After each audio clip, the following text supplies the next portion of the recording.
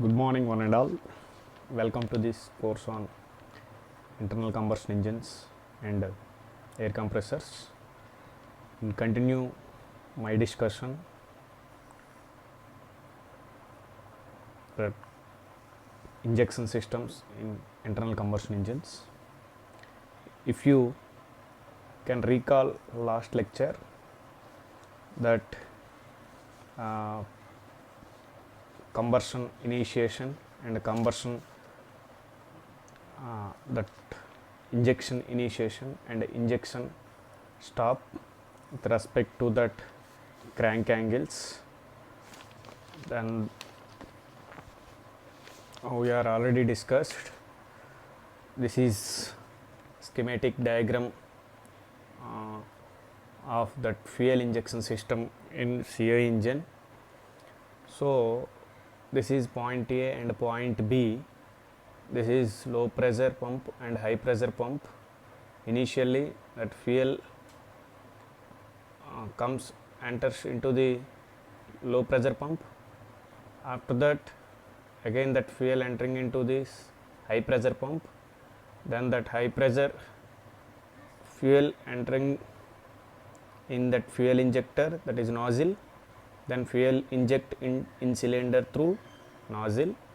This is crank angle. The point A initiation, that injection start, that point B that injection is stop, that from point A to point B that fuel continuously inject into the in cylinder. Okay, so that A to B called theta, that angle is called theta, that A is injection starting and B is injection stop. This is angular displacement, that angular displacement of the crank by the angle theta. Now that injection time T is equal to theta by 6n, theta by 6n. The theta is the angle between A to B. Okay, then that 6 n is representing that speed. So this is the formula. Theta is equal T is equal to injection time T is equal to theta by 6n seconds. Okay, we are interested in mass flow rate. That mass flow rate is kg of fuel with respect to cycle. That kg of I can say that formula. Please try to note down that formula. That kg of fuel by cycle is equal to A1, that A1 is indicated that area, into root over 2 into rho suffix F, that rho suffix F is indicated that density of fuel, into pressure differences, that P2 minus P1, okay, into theta by 6n. This is the formula of mass flow rate. Okay, once again I can say that formula: A1 into root over 2 into rho F into P2 minus P1, okay, into theta by 6n.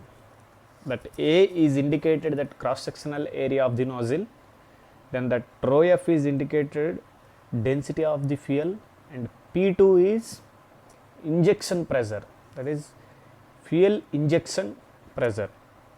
Then P1 is indicated in cylinder pressure. Theta is that fuel injection time and fuel injection stop. That angle between A to B is called theta.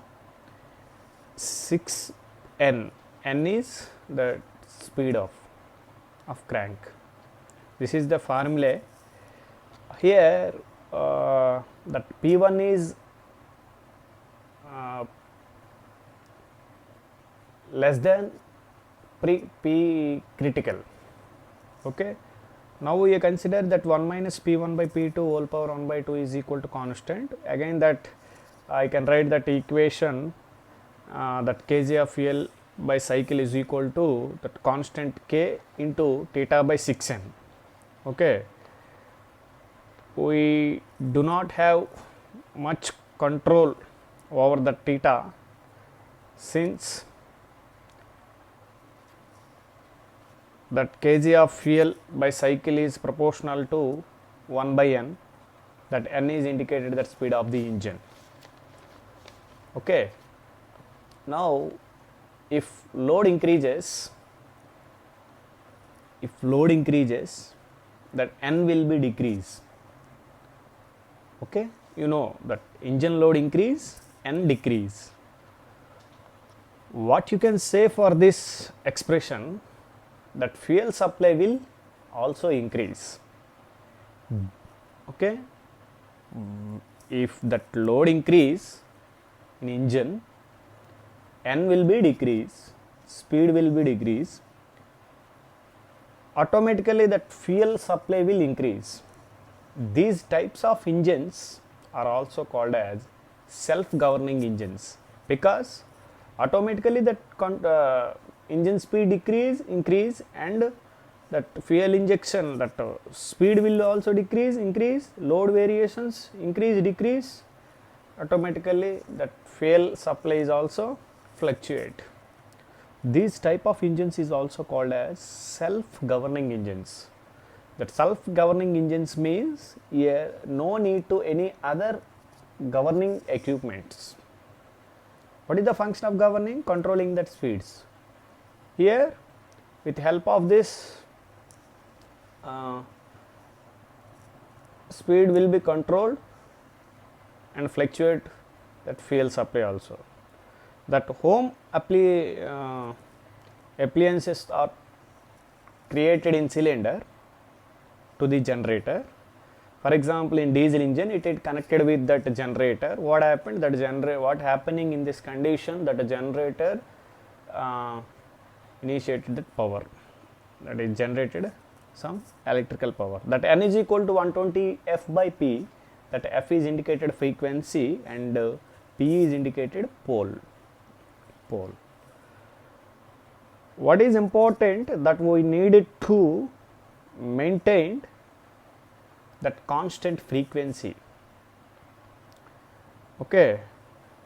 Now that number of poles fixed, what ensure that speed of the engine. Now question is, if in case if you increasing loads, that what will happen, that speed decrease, that F is change.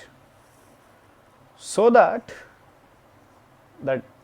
in CRD, this common rail injection, the diesel engine connected that generator, it will generate some power, it should maintain that constant frequency. Okay, this is the conclusion about in particular condition. Here two conditions, one is common rail injection and individual pump and nozzle injections and unit type injection. These are the three types of injection systems. Last class we are discussed that basic principles of injection system, but today we will try to discuss about that common rail injection system and individual pump and nozzle injection system and unit type injection systems.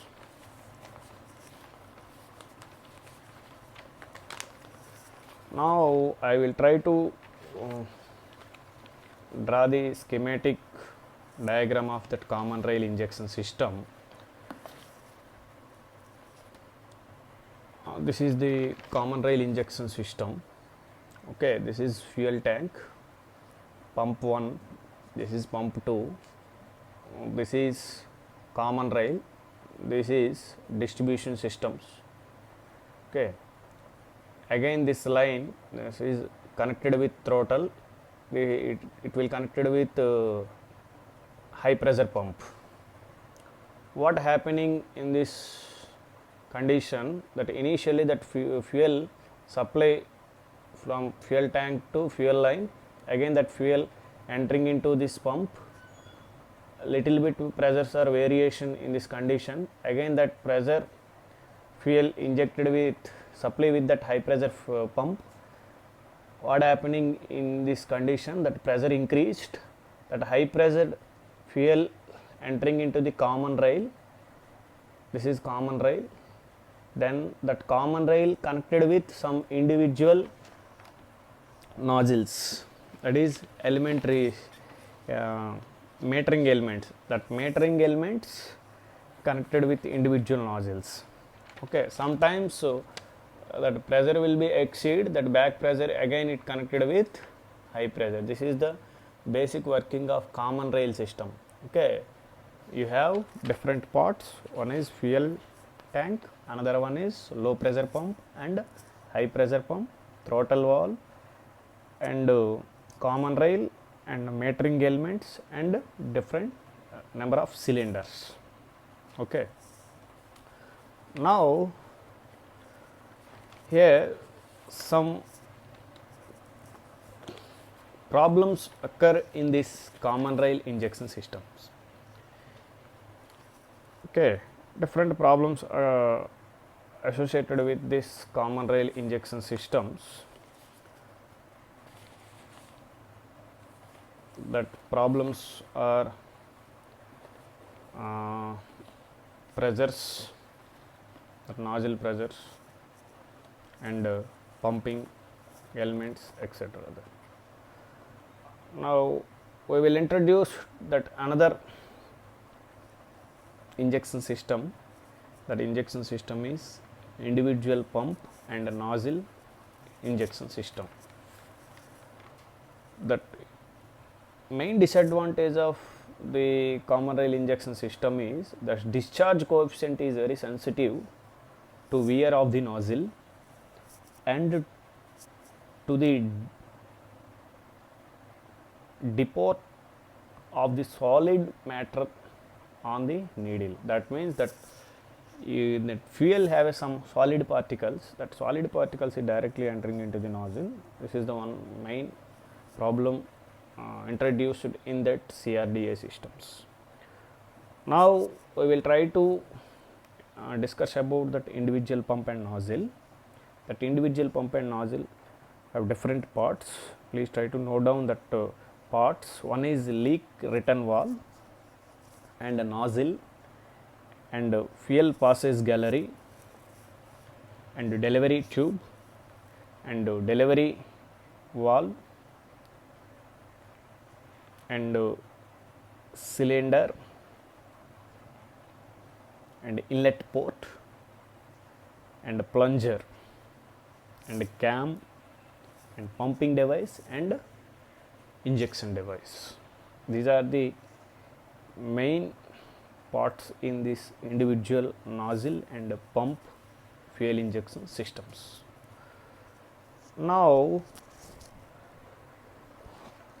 what I am saying now, that working principle of that individual nozzle and pump fuel injection system. This is the schematic diagram of the individual nozzle and pump system. This is cam, this is plunger, this is inlet port and split port, this is delivery valve and delivery spring, this is the delivery tube, this is nozzle, this is called that fuel gallery, and this is what I called that leak return. Now that working is initially with help of the cam, that plunger moves upward motion up. Okay, once that plunger move up to down, what happening in this condition, that with the help of this inlet port, that fuel entering into that plunger, again once that plunger entering, that with help of this pressure, with help of the high pressure, the delivery valve is open. Once delivery valve is open with the help of that spring movement system, Once the delivery valve is open, that fuel is supplied to entering into the fuel delivery tube. With help of delivery tube, the fuel entering into the nozzle. What happening in this condition, the fuel supply gallery, once that valve open, immediately that fuel entering into the nozzle. With help of nozzle, that fuel inject into the in cylinder. With help of that forces means this is nozzle tip, this nozzle tip have a number of forces introduced in particular condition. These forces means here horizontal forces and vertical forces. That horizontal forces are impacted in balancing condition, that vertical forces created some high pressure to lifting the plunger. Okay, this is the basic working principle of the individual nozzle and pump. What happening, initially that plunger is moved from to bottom to top, immediately with the help of that pressure, that delivery valve is open, with help immediately that fuel entering into the nozzle with through fuel delivery tube. That with the help of the nozzle, that fuel inject into the in cylinder. Sometimes you should supply that desirable value of the pressure and desirable value of the fuel, and majority of conditions that fuel is not inject 100% of the fuel is not injected in cylinder. Some fuel is excess, that fuel is again come back through this line. It is connected with this is the leak proof. It is connected again with that pump side. This is pump side equipment working. This is the injecting side working. This is injection portion. This is pump portion. This dotted line separated that pumping and injection portions. Okay. Now, if you know, look at the pump side. What we can see, when the plunger lifting upward, the fuel come from inlet port and compress the movement of the plunger. That pressure build up, that the pressure will try to lift the delivery valve. The fuel will try to flow, that fuel will try to allow between that gap and stops. Okay, all fuel should not inject the cylinder. That remaining fuel is entering into the another cable, that is leak return valve. That leak return valve again connected with that pump side. Now question is, you have some problems associated with